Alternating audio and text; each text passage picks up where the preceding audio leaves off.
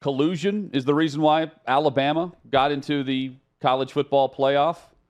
There's a lot of, mainly the Florida State fan base, but others. I mean, certainly I can lean into that theory based on the type of money and the partnership that ESPN has with the SEC moving forward, but more specifically, the fact that they own the college football playoff rights. And they want the best matchups, period. I don't blame them for that. But, I mean, it's interesting, and I raise an eyebrow whenever you see the backdrop of Herb Street prior, 10 minutes before the official reveal of the college football playoff, and the helmets are already lined up for the teams that are getting in. It's Michigan, right beneath the Michigan helmet in the backdrop is Washington. And then on the left, over his left shoulder, Texas and Alabama. And they had the side-by-side where the week before it was Florida State in the 4th spot after the announcement. And then 10 minutes before they were announced, they had that. Now, they're going to get tipped off, I would guess, for production purposes. Just like CBS with the selection show. Yeah, 15 minutes before, 10 minutes before. Probably not the smartest move for whoever's decorating the set for Herb Street to go ahead and put them in position before the reveal is announced. Right, because then it leads to this whole thing about, ESPN's in on it, and they probably knew the night before, and they had a hand in it. That, to me, is not the example of why there may be collusion. Hutton, it's kind of what you hinted at. And talking heads, too, Chad, that are flipping their opinion very fast. Yeah, well, that's just being company men. I mean, I don't even bat an eye at. When Dan Orlovsky is adamant one day that Florida State is absolutely in if they win, and they should be in, and they're hosed if not, then they build an entire segment around Dan Orlovsky saying the opposite after the announcements are made, or Greg McElroy suddenly, because Alabama, his alma mater, wins. What he said before about Florida State definitely being in, that no longer applies. I think some of that is just being good company people and then siding with what your company's going to show. But you're allowed to change your opinion based on an SEC championship the number game of performance. those and making it obvious. Yeah, I don't across the platform. And I say all that to it looks funny, but I also don't. They don't really acknowledge that they just said something different and why they changed their opinion. They just change opinions. To me, I don't care about that. That's just falling in line with their own company. It's the money at stake.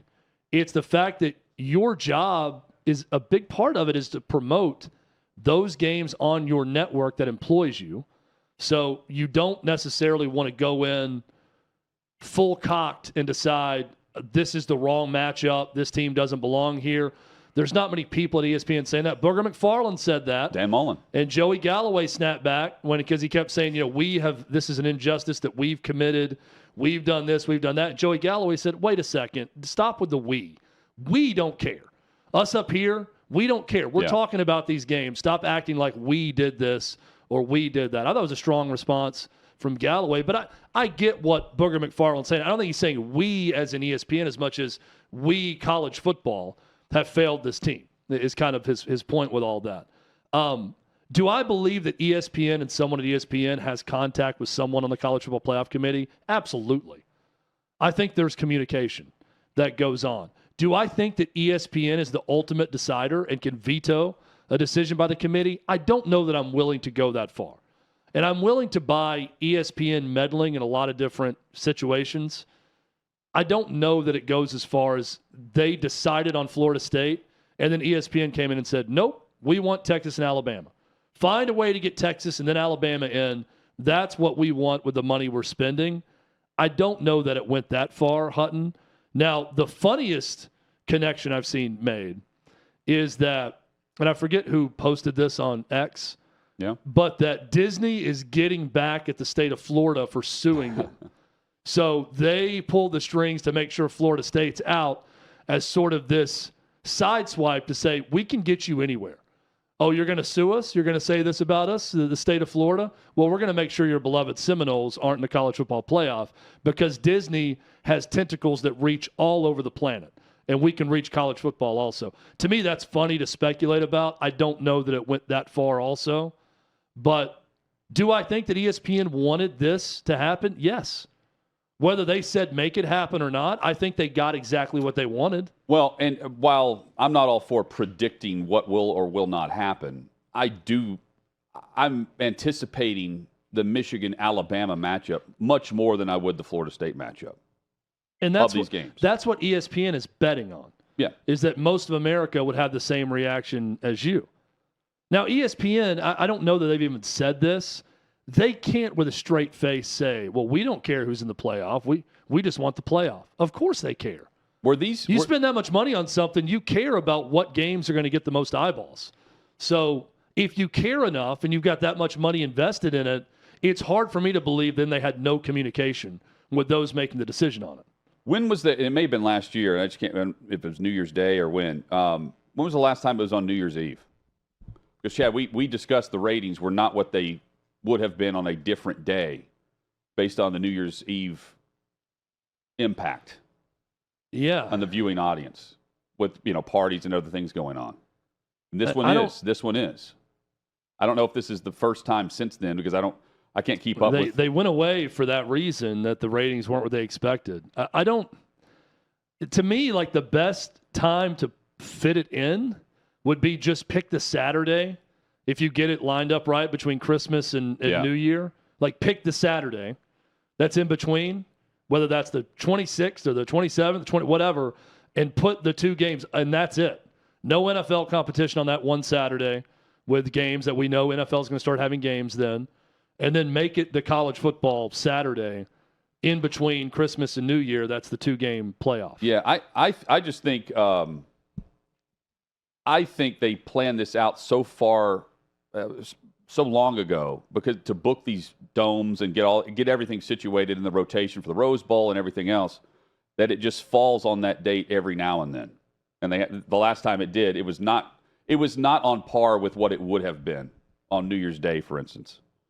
Or January 2nd, right? Yeah. So, I mean, they're going to crush it this year. Storylines with every team. And I think also anticipating it more than some of the other games that we've seen recently. And look, they're going to use that as ammo to say we got it right.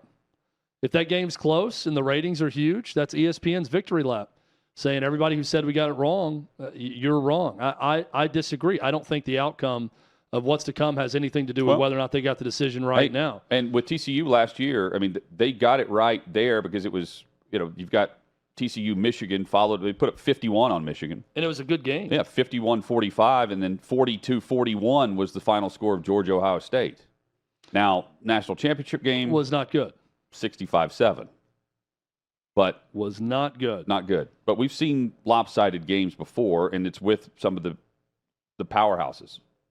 The Blue Bloods, and they've still been relatively lopsided in many cases. Yeah, Jan in our YouTube chat is big on the SEC conspiracy part of this, that ESPN is just in cahoots with the SEC, and the SEC is always overrated as a conference, and says Texas only got in because they beat the SEC champ, and Bama only got in because they are the champion of the SEC. I mean, there's probably some legitimacy to that. You also can't deny the fact that the SEC has been the best football conference in America. Yeah. And the national championship showed that year after year. Michigan's going to have to prove it. Now you can say, well, it's a Bama and Georgia conference. Okay. I would still put the SEC 1 through 14 versus the 1 through 14 of pretty much every conference, pretty much every year. Are there exceptions to that rule? Certainly. There are years where the Big Ten is better. There may be a year where the Pac-12 is better. But as a whole, the SEC is the most dominant conference. Yeah. Now, I said this before this election happened. I think it actually would have been a good thing for college football for the SEC to be left out one time. I think the SEC would have been highly motivated moving forward, and it wouldn't have affected them long term. And I think the rest of college football, people like Jan, who believe in this SEC conspiracy, I think it would help them to get engaged with the game more if the SEC was out one time. But also knowing it's Bama versus Michigan and Saban versus Harbaugh, I don't think that's going to exclude a lot of America from watching because they're tired of Bama or anything else. Those storylines and those two personalities, that's going to be a big TV draw.